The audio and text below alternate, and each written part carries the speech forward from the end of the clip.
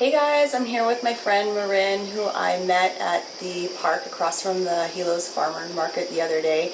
And she's actually a fellow traveling YouTube fitness enthusiast. And she's traveling around with her family, her husband, and her 2 young daughters. And how old are they? They're 3.5 and 1.5. Yeah, and they're so super cute. I'll probably show you them at the end of the video. And so I just got really inspired by her story, and so I just thought I'd do a little interview with her and just have a little chat. So hi Lynn, thanks for sitting down with me. Thank you for having me. Cool.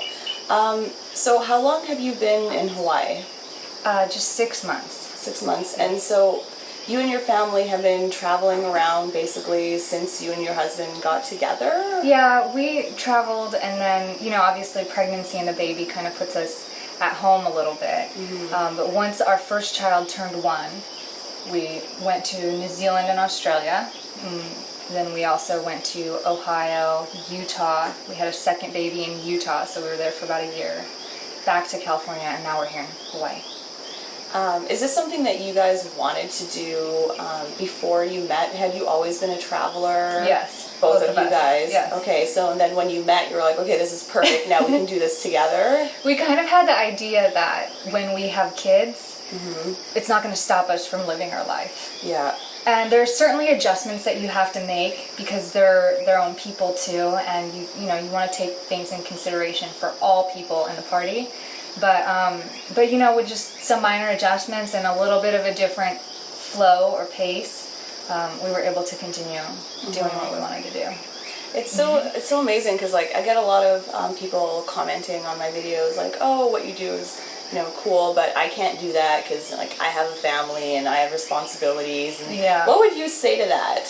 Well, definitely it's hard, and coming from that perspective, it's you have to really take a different approach to it because with the traditional, and I'm just going to say traditional way of, staying at home, working a job, getting a house and a car and putting the kids in school, then yeah, it's really difficult to uproot and do something different. And I knew going into it that that's not what we wanted, so we really tried to pave a path to cater towards our goals and the kind of lifestyle we had, and that's a big reason why we promote minimalism. And we also like the attachment parenting type of approach. We're not gung-ho in the sense that you just can't have your baby in a stroller kind of thing, but it does make travel a lot lighter and easier to have the baby on a carrier rather than rolling them in a stroller, or to have your baby comfortable sleeping in bed with you, and you're not carrying a pack and play or a crib. Yeah. And they are always comforted, and they're very easygoing with the changes of travel because they're always so close to the parents. Yeah. It seems like it's a good lesson for them just to be always adapting to new situations, right? It's yes. a great way to grow up, I think. Yeah. One thing that I find funny is about kids, or when I go to my friends' houses and they have kids and they just have stuff everywhere. There's just so much stuff, and I find it overwhelming. So how much stuff do you guys travel with? I just want people to know, I want people to realize, okay, I can have a family with 2 kids and I don't need to have all this stuff. Yeah. So what do you travel with? When we were traveling with just the one baby, we traveled with cloth diapers, which is pretty ridiculous because, you have to hand wash them all the time.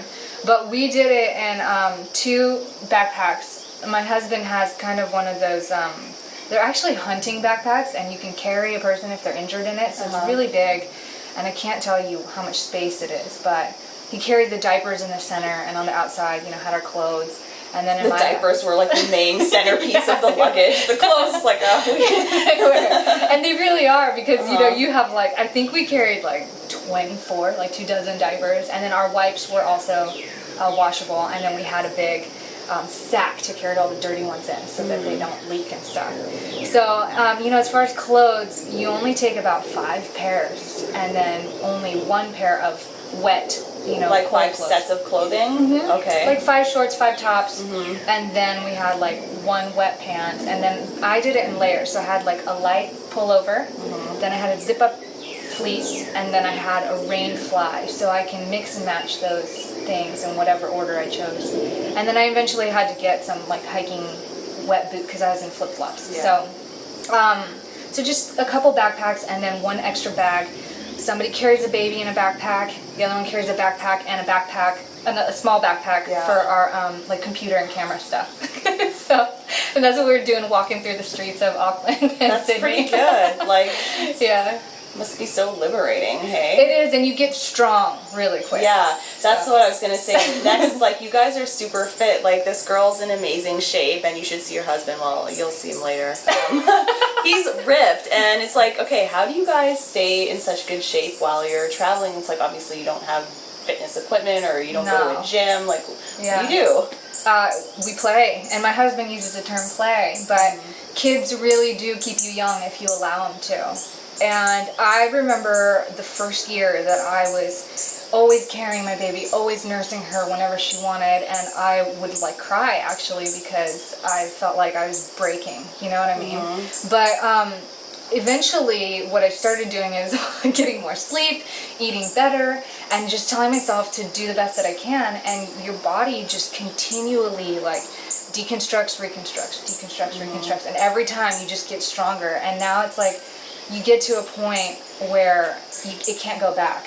You know, as much as you feel like you could sit on your butt and do nothing, your body will always remember those muscles and that strength. And so now, like, sometimes I carry both kids. I have two carriers. I have the big one on my back and the little one on my front, and we'll walk the hill, you know. That's just awesome. That's such a good workout. Do some squats with them, do some lunges. And I actually have a video that I filmed a long time ago with how to work out with your baby carrier. Oh, that's so awesome. I'll put the link for that in the description. You have to send it to me. Yeah, and it's very easy, very beginner. So you don't need weights, you don't need equipment, just screw your kettlebell. Have your kids. Just have your kids. And I do. I'll hold them sometimes and squat just for fun, you know. And they like to sit on Dad's back while he does push-ups. Oh yeah, that's awesome. Yeah. So you don't have like a set workout routine that you do every week. It's just kind of like spontaneous I and wish. how. Yeah. No, I haven't been able to work out and just really be consistent for almost 5 years now.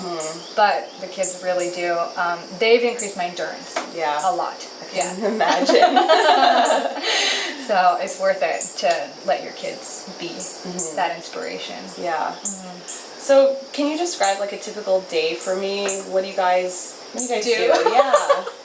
It changes all the time. Right now we are doing a lot of yard work in the place that we live. So we try to find activity that puts us outdoors, because outdoors usually means a lot of work. Physical. Yeah, so like they just cut down a tree, and Brett and I tried to pick it up together and just haul it across the yard for fun. It was just a better place to dispose of it over there, and nobody could drag it over. So we do stuff like that, and in the morning, first thing, we'll film whatever videos we need to film for work, and then me and the kids play, or we get out and go to farmer's market, which we hang out with you guys, get errands done, and then usually take the kids to the park, and then have dinner, and that sounds like a nice day. it's just very chill. Yeah. Coincide was a lot easier for us to get out, because you know the beach was there, so every day we went to the beach. And park has replaced that now. So park time. Would you have any advice for someone who kind of wants to do a similar lifestyle, doesn't really know where to start, like where, you know, self-employment, like what kind of ideas do you have? Like how can someone live minimally, go places, and not have a lot of money to start with necessarily? Like what kind of jobs can they do? Like, oh my goodness, all kinds of things. The first thing that I used to tell people when they'd ask me how to travel, so many people would say, I'm trying to save up money so I can travel. I don't know how you guys do it. And I would say, welcome to mi casa. There is no sofas. There is no beds. We sleep on the floor, and you don't have to go that far, but this is how we do it. You know, for me, a good traveling experience really involves getting into culture. It's not about being in a hotel and taking tours, which for some people that's okay, but it's very, very expensive. So I always recommend people, if you like diving, that's a great way to travel and make money while you travel abroad. If you're near an ocean or like the Dead Sea or anything, you can pop up to a dive shop and say, hey, I'm certified dive person, and I would like a job. And most of them will give it to you. So I've had friends travel the world doing that. But if you're kind of in a place where you feel stuck, the first thing that I think you need to do is get unstuck. And the hardest thing is letting go. So we had to figure out what was tying us down. Bills, debt, car payment, house payment, right? So the first thing is paying off the debt. And the only way you can pay off the debt is if you can downsize enough so that you have extra money to pay that debt down. And then once the debt gets paid off, you have to figure out how to detach yourself from contractual payments like cell phones, insurance. If you can pay things up front or do prepaid, that's really the first thing. And I tell most people, sell everything, because most people don't realize how much they can make just from selling. You know, a couple thousand, few $1,000s helps a lot. So that's the first start. And then if you're not willing to let go of stuff, at least let go of a little bit, put things in storage, and just give it a try. Because I find some people, they get out there and they realize how worth it really is, that they never turn around, they never look back, they forget about everything, and they just keep going. It's super unorthodox and unconventional. Like, I don't really know anybody else who travels around with their family. I just think really? It's so... No, I don't. I'm sure you probably know a lot of people, but actually, I'm trying to think of it. I'm like, I don't know anybody who travels. I mean, I know a couple other people on YouTube, but I don't know anybody in real life. You're the first one that I've met. Oh, wow. So I feel like, I'm like, oh, that's exciting. It makes me really excited to... I think anybody and everybody can do it, and you don't technically have to, be or do a certain way. You just have to be willing to let go of some things. Not everything, but, what's worth it to you. Because we all just get stuck to our stuff, like when I was cleaning out my apartment, I was like, God, I have like so much stuff, and it's like, I don't want it. Like, I want to be free of it, and I don't know. For me, that's just where I am in my life right now. I feel like a lot of people are kind of getting to that same feeling as well, So. Well, it's definitely difficult, and stuff accumulates without you knowing, especially once you live in a place. It's easier for people like us to not accumulate because we're always moving. So every 2 or 3 months, we're like, okay, what do we want? What do we want to leave? But one of the things that my husband really, it was the aha moment for me, was when he was helping me move out of storage. We were going to Southeast Asia, and he was helping me move out of storage, and it's right when we first met. And he just very authentically looked around and said, I wonder how much all your stuff is worth. And I said, what do you mean? And he's like, well, I guess I just was wondering if you think that all the money that you put into storage could rebuy all your stuff. And I thought about it, and I was like, oh my gosh, I could have saved that money instead of storing it and bought nicer things that... And maybe less things than you had. Like, you could have downsized, got rid of stuff. So that was a big... And that's when it all started. Cool. Well, okay, if people want to learn more about your story, how you guys do it, what you guys get up to, where can they find you? You guys can look us up... if you type in Grateful Gordons in the search bar on YouTube, or it's just youtube.com/Marin8D. Awesome. And you can watch our whole story from the last 4 years there. So. Yeah, and she's got some really amazing birthing videos as well. Rated G. Tell us a little bit about your natural childbirth. Okay. Well, me and my husband got pregnant. And he woke up the next morning and said, I want a home birth in the water. And he said that? And I said, excuse me? It's like, He's on the computer. I'm like, what are you doing? It's like 5 o'clock in the morning. And so we tried it the first time, and it was really tough. And I thought I had a tough mindset, and I was like, I can do this. And you'll see on the video, it was really tough, and I think I was just super over anxious and overthinking, and we tried to rush it, and I had my water broken. And then she ended up having shoulder dystocia. So the second time around, I really wanted to, I really believe that birthing should not be a painful thing. It's just become this psychologically traumatic thing based on the way we, view it as a society.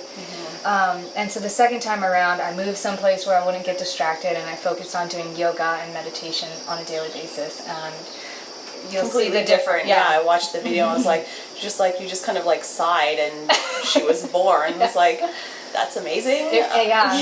It was really, and I still like, I can't believe that happened to me.